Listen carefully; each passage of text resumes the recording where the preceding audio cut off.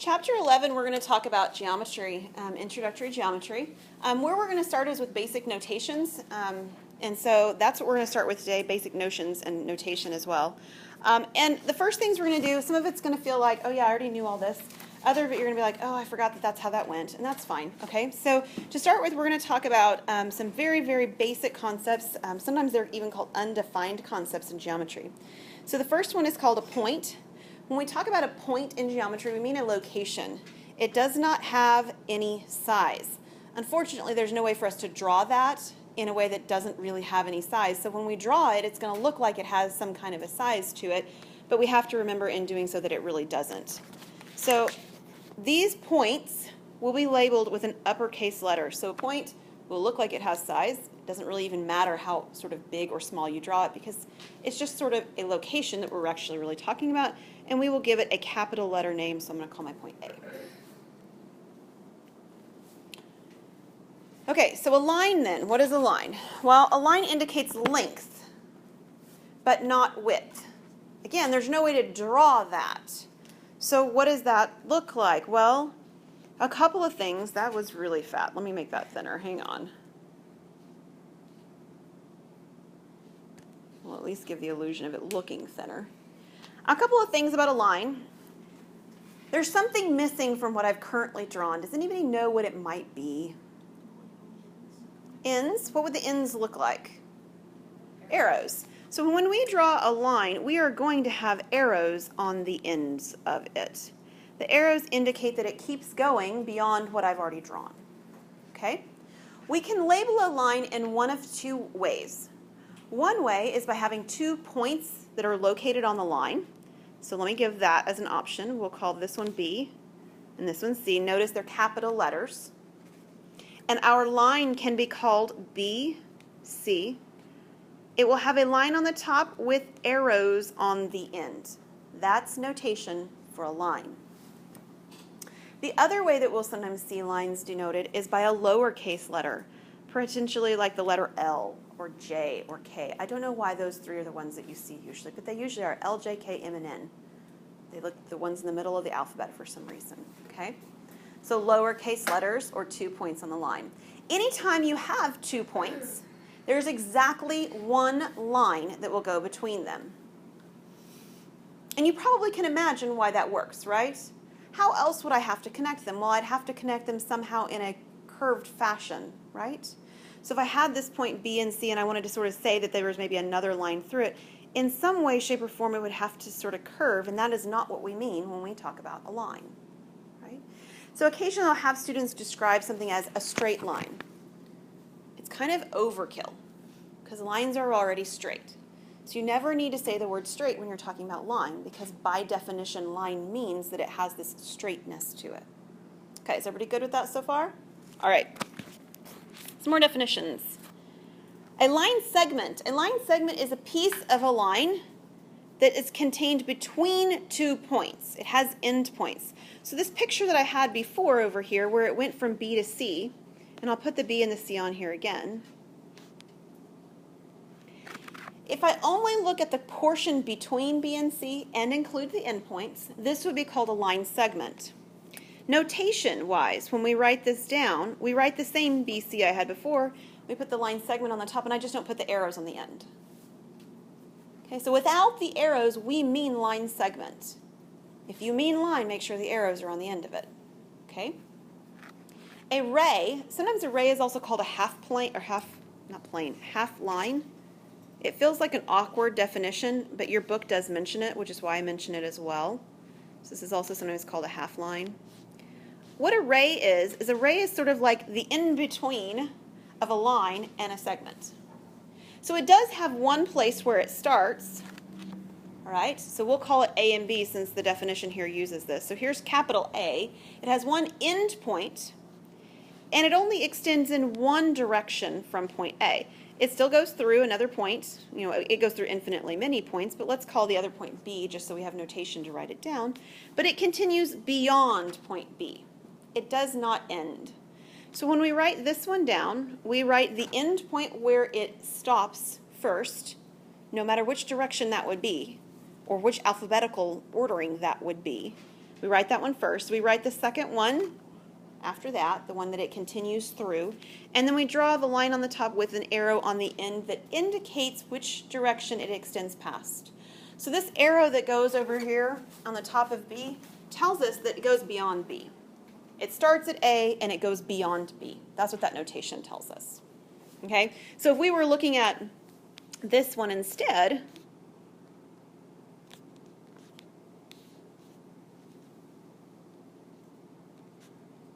okay? So the ray that goes from B over to A, we really do have to write the ordering different. It starts at B, it goes to A after that, and it continues beyond A, so it would look like this. What you don't ever see written is you don't see it written where the arrow goes to the left. I'm not really sure why, but that is the convention that's used. So the arrow is always extending to the right. The first letter is where it starts. The last letter is where it continues beyond. Okay? All right, colinear. Colinear means points that lie on the same line. Okay? Colinear always refers to 3 or more. And the reason is because 2 points always lie on the same line. No matter what 2 points you pick, there's a line that will go between them. That's not always true for 3 points. So if you have 3 points that all lie on the same line, I need to draw my line first or I'm going to get things all messed up. There's my line. So here's my end points. And if you have 3 points that are all on this, yeah, we'll put it in the same order here. They don't have to be equally spaced or anything like that, but they all lie on the same line, and that's what's called colinear. And there's nothing special about 3. It could be 4, 5, or 6, or something like that. Now, this doesn't always work. There's not always a line between every 3 points like there is between 2 points. So if I had these 3 points, there's no way to draw a line that's between all 3 of those, right? Okay, so colinear is a very special property. Having a line between 2 points is not a special property at all. It always happens. But having a line between 3 points is a special property. Those ones are colinear. If you have this point B, we will call it being between A and B if these conditions are satisfied. Notice this says AB plus BC equals AC. Notice there's nothing on the tops of these letters, right? I don't have line segments, I don't have arrows or rays, nothing's up above them. Well, there's a reason for that. If you write the points down with nothing on top of it, what it means is it means distance. So if I write down AB and I don't put anything above it, it doesn't mean line segment AB. It means the length of line segment AB.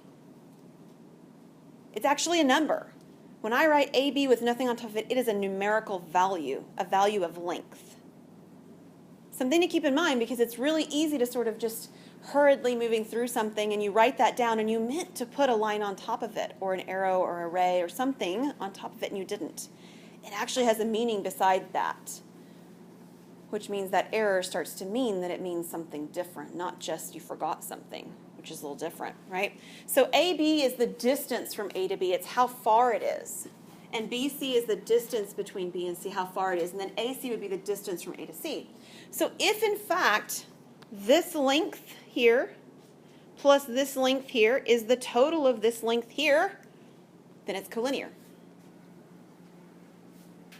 The only way that can happen, those lengths adding up in that way, is if they're colinear. So like imagine over here if I looked at these particular points. The length right here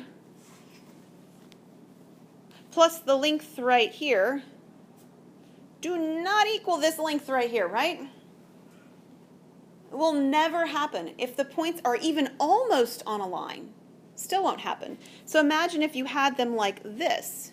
Here is S and T and, whoops, let me try that again, and R.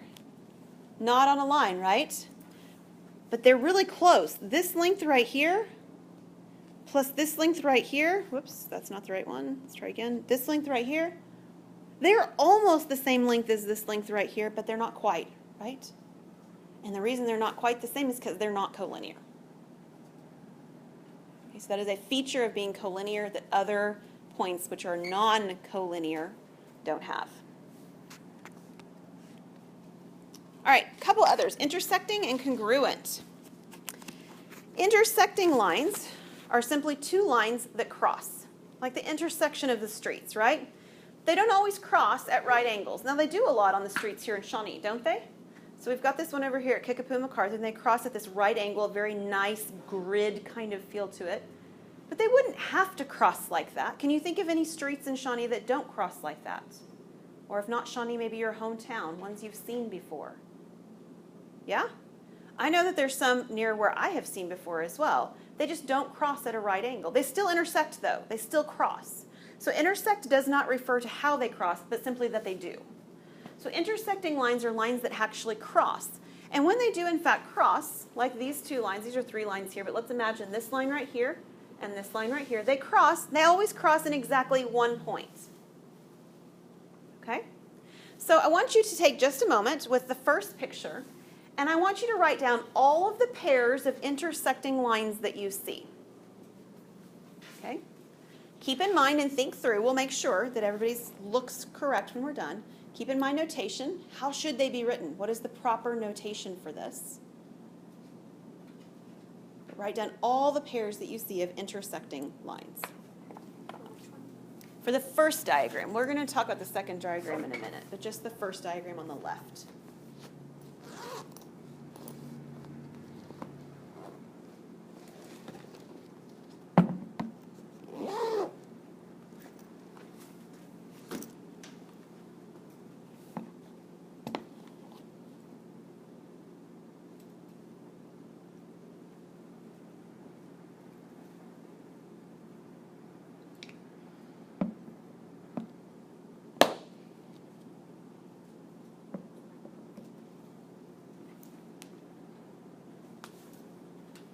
Once you think you have them all, turn to a neighbor and compare what you have.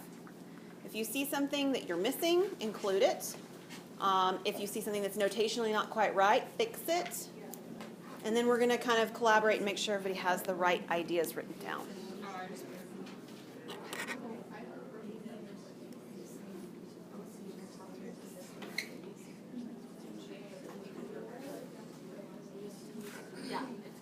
How should they be written? With commas in between them? Or, that part's not important. Okay. Yeah, well, I'll write in a couple of different options on that part because that's a good question. Yeah. And BC. Okay, how many pairs do you have? 6. You have 6 pairs. Okay, so let's write down the first one that somebody has. Somebody give me one of the ones you have written down. AB and BC. A, B, and BC. You can put an and sign between them. You can put a comma between them. That's not of consequence right now. What do you have on top of them? Arrows. The lines with the arrows on the end, right? So it looks like this. Okay, I agree. That's one pair of lines. What's the next pair you have? Somebody else. AB and AC. AB and AC. Does everybody have that one? Okay, what's next? BC and AC.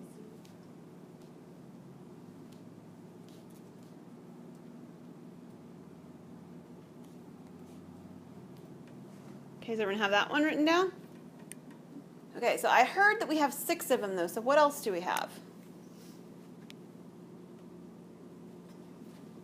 The flipping of them. Okay, so the flipping of them doesn't actually create new lines, it's just the ordering of the lines, right?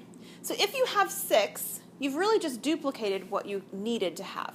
These are all 3 of the distinct ways of pairing them up. So for instance, if you wrote down B, C, and BA, like this, or CB and BA, this is really the same as this one. It's not anything new, okay? So we don't really need to have this one written down. It's really not a different pair of lines. Same pair of lines, just expressed or written differently. But I'm glad that you mentioned it because I do want you to be aware that there are more than one way of writing a line, right? You can write it as AB or you can write it as BA. With a line, it doesn't matter because the arrows go on both ends. Okay, fabulous. Any questions on that one? Okay, next one, concurrent lines. Concurrent lines are 3 or more lines that intersect in the same point. Now, the first diagram, are those lines concurrent? There's only 3 lines there. They are not concurrent. Why not? They never intersect all at once. They do not intersect all at once. They do intersect pairwise, right? 2 of them intersected in a point, but they don't all 3 intersect in the same point. How about that second diagram? Are there some concurrent lines in that one? Yeah. So we're going to do the same thing we just did. I want you to make a list of all of the pairs of intersecting lines. And just so that you're more easily to compare them to somebody else's, if you want to do alphabetical order so that you can sort of mark off, oh yeah, I got that one too, that might help. So for instance, let's just do this top corner right here together, and then you'll see what I mean. So if we look at this top corner right here, somebody tell me 3 lines, there are 3 lines intersecting there, right? Somebody tell me what's the name of one of them. EF. With the lines on the end. What's the name of another one? EG. With the lines on the end. And what's the name of the third one? ED. And it's easier for us to compare these because we've all started with E, because alphabetically it came first. Well, except for that last one. I guess we could have written that one DE. That one probably would have been better since I told you alphabetical. But we're okay, right? We got it down all right. Okay, so this is the first one. All right, so go ahead and write down the other triples. They're not pairs, right? 3 at a time of concurrent lines. Other places where you see concurrent lines.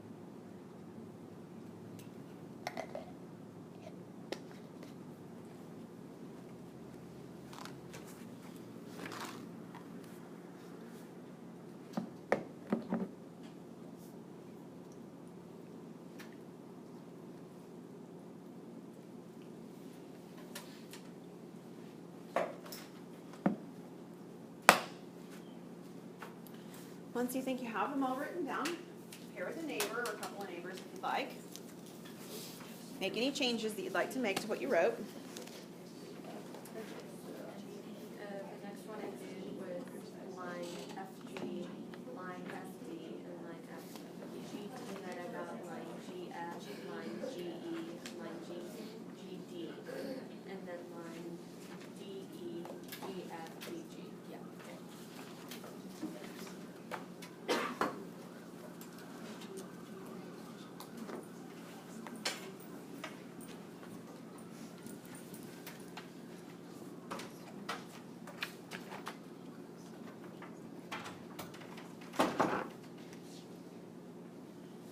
All right, the chatter has stopped, so you guys must have them all written down. How many were there? How many groupings of 3 were there?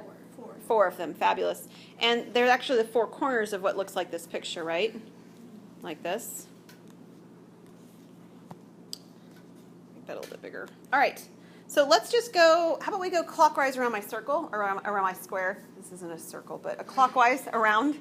And I started with point E. Let's go to point F next. What are the 3 lines that you wrote for point F being the concurrent location? That point where they're concurrent. FG, FG, FD, FE. FD,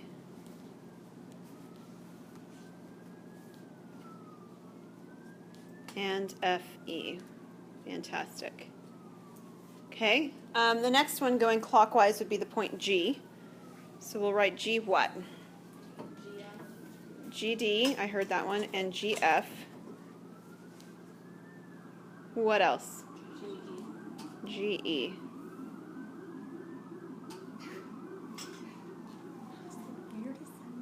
It is a strange thing. Sorry. All right, the last one at point D, what do we have? D, DF,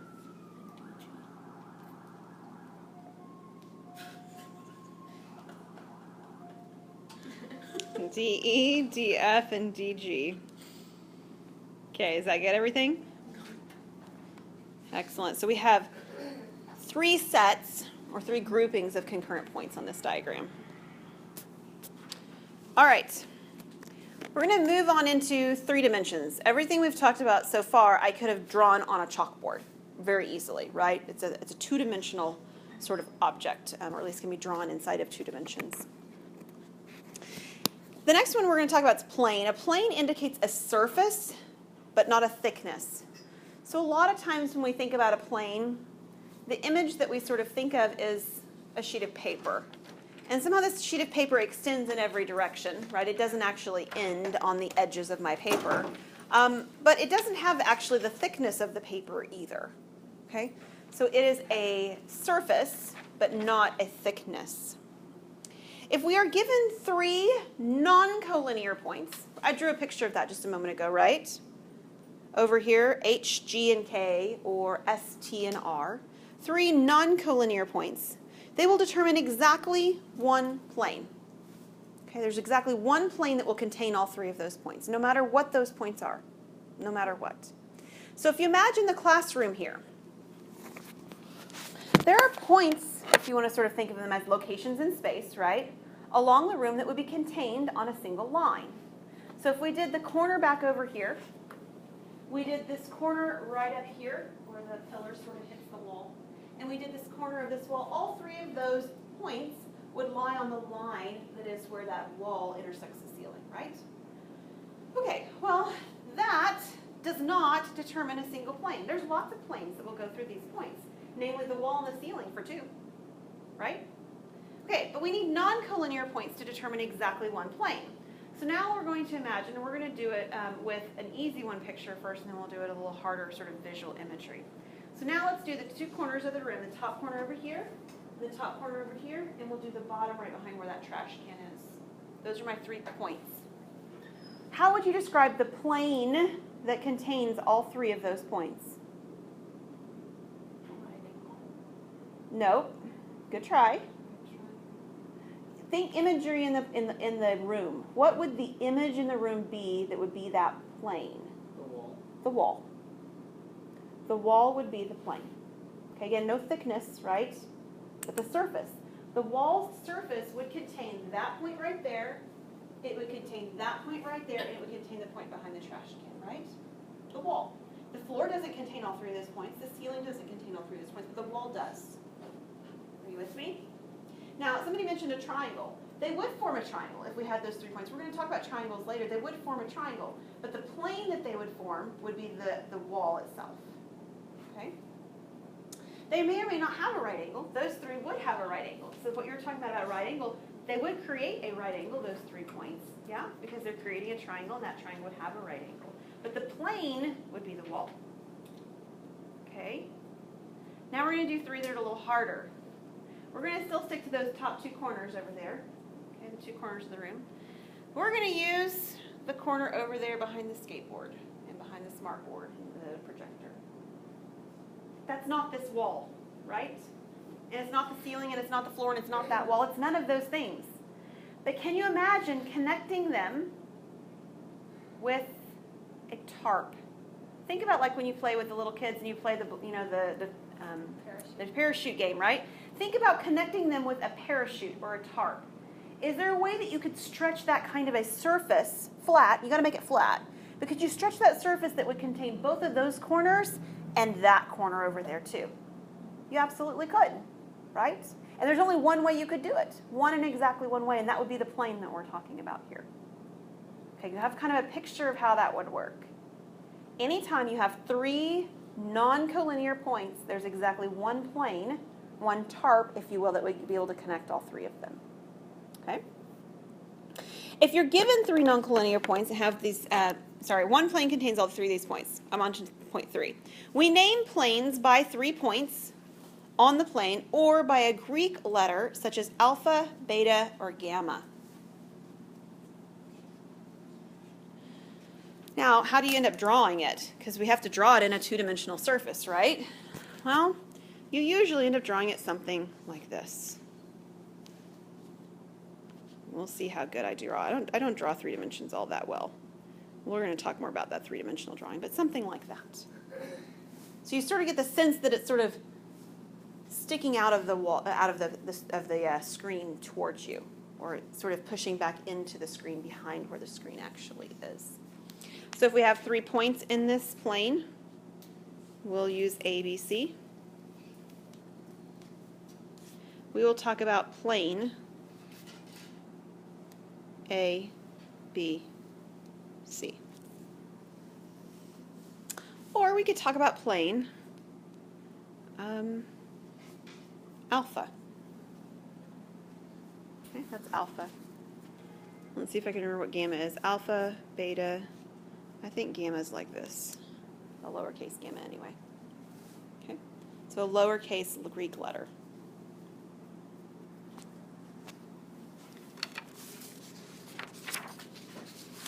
Okay, so now we're going to talk about moving a little bit further with planes. Same kind of thing we did just a minute ago with colinear. Colinear meant 3 points that were on the same line, right? Well, it actually means any number of points, but we talk about it usually with 3 or more. Coplanar means points that are in the same plane. So anytime you have 3 points, they're always going to lie in a plane. That's what we just talked about, right? So it's kind of like anytime you have 2 points, there's always going to be a line connecting those 2 points. So it doesn't really make a lot of sense to talk about 2 points being colinear because they're always colinear. It doesn't really make sense to talk about 3 points being coplanar because they're always coplanar. So when we talk about coplanar points, we're usually referencing at least 4 points because otherwise we're talking about something that just always exists. It's not very interesting.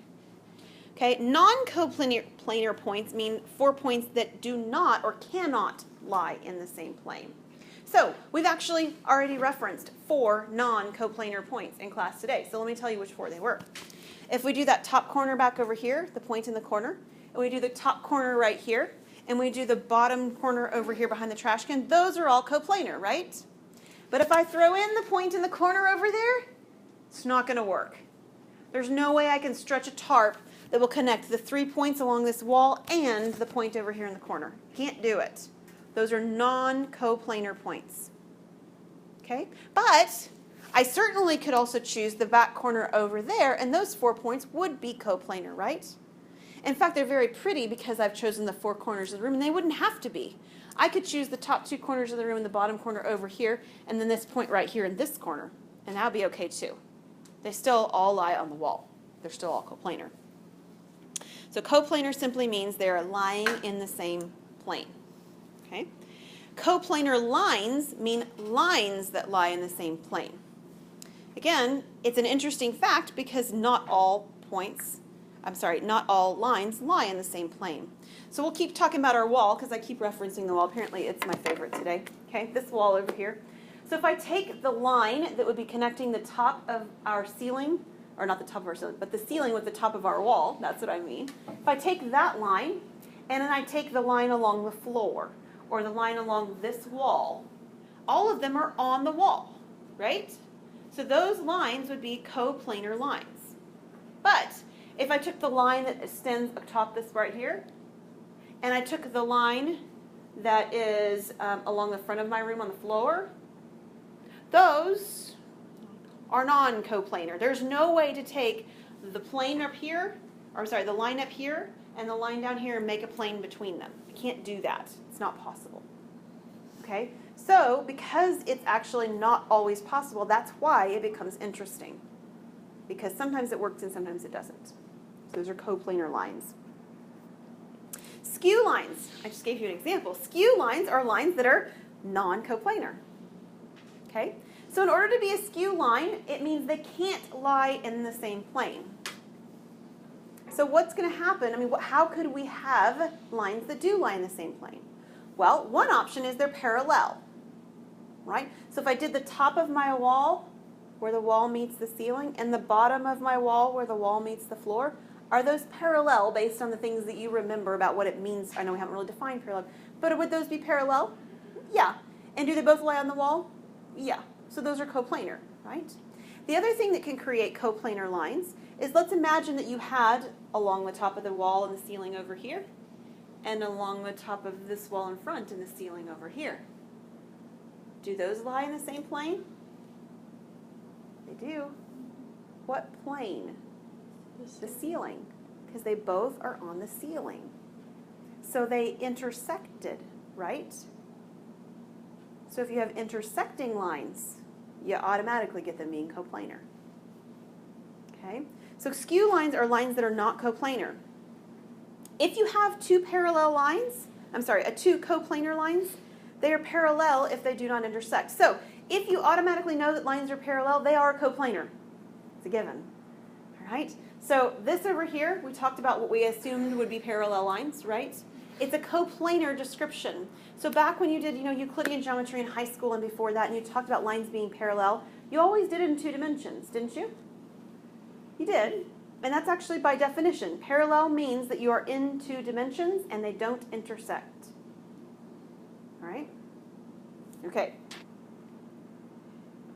This is the imagery I'm kind of keep talking about on my wall, so I'm going to go ahead and move on here. All right. So I want you to take a time out. I want you to turn and find a partner. Do we have an even number of people here? Okay, I don't even care. Partner or groups of 3. It doesn't even matter. But just find somebody, grab somebody, and say, you're my partner. You're going to take a look, and you're going to write what you believe the answer to be for both of these questions. Can skew lines have a point in common? Why or why not? Can skew lines be parallel? Why or why not? And we've kind of talked around both of these answers. So if you're like, she already said that, that might be why you're thinking that, is there. I have sort of talked around them a little bit. But write down what you believe to be the answer and the why or why not. So if you just write yes or no, that is not sufficient information.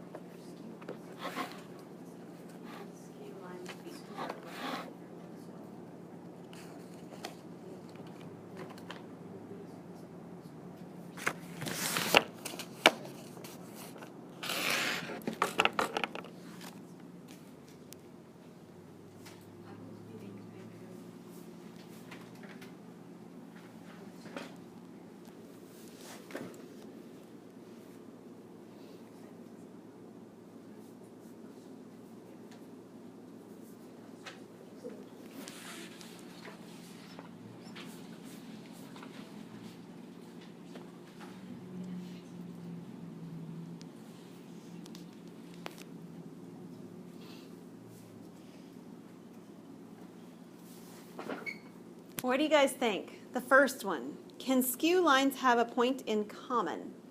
Why or why not? What do we think? Yes? Okay, so remember, what is it going to mean for lines to be skew? What was the definition? Because that's what we're going to have to sort of compare this against. Don't have ability to be in the same plane, right? That's the deal. Okay, so if we have 2 lines that are intersecting, will they always form a plane? That's the question. Yes. They will. And let me draw you a picture as to why. Okay? So if you have a line, 2 lines that intersect, they intersect in a point, correct? There is a place where they intersect, and we'll give that a name. Let's say it has the name A. Well, each of the other lines has infinitely many points on it as well. So let's put a point, like label a point on each of those lines. So here's B and here's C. Now I know there's infinitely many points on those lines, but we just picked a couple of them, right? How many points do I have labeled on my diagram already? 3. What do you know about 3 points as it relates to planes. They always form a plane. Okay? Is it special? I mean, like, would it matter if I had picked these 2 points, like another point over here? Like, does this sort of throw it off would be the question. Like, okay, well, now I've got 4 points. I know she said 4 points don't always form a plane. And that's true. 4 points don't always form a plane. But 3 of those points that are labeled on there are colinear, aren't they? That's very special. That fourth point being colinear doesn't throw things into mass mayhem. Now, if that fourth point weren't on the line, it's over here, yes, then I don't necessarily have a plane. I do on my picture because of what I've drawn, but I wouldn't have to necessarily have a plane. But the fact that it is, I have the fourth point, something that could be colinear to what I've already have, doesn't throw things off. So skew lines cannot have a point in common. So that answer is actually no. No points in common. And let's write down a reason why. I'm going to have to take my diagram off of here just so I have some space to write.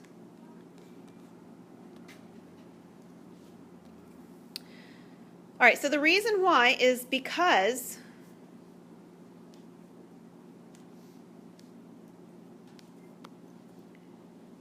the point of intersection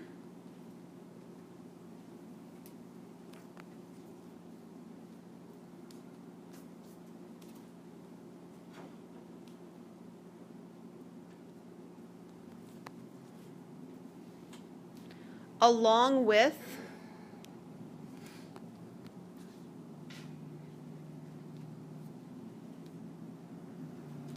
a point from each line, we'll say another point from each line.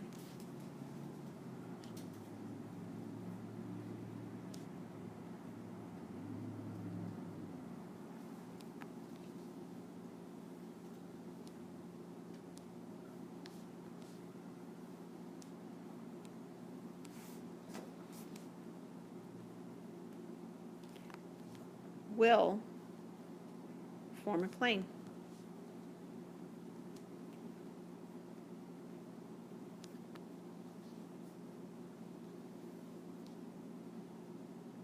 Okay, last question of the day, number 2. Can skew lines be parallel? No. The answer is no. Do you have a reason why? Parallel is defined as being coplanar, and a skew line cannot be coplanar. Yeah. Come back over here. It says coplanar lines are parallel if they do not intersect. The only definition we have for parallel involves being in the same plane. It's kind of tricky. I actually had a conversation with another colleague about that this morning. So, yeah, parallel means that they're coplanar automatically. It's part of the definition of being parallel. So it's because the definition of parallel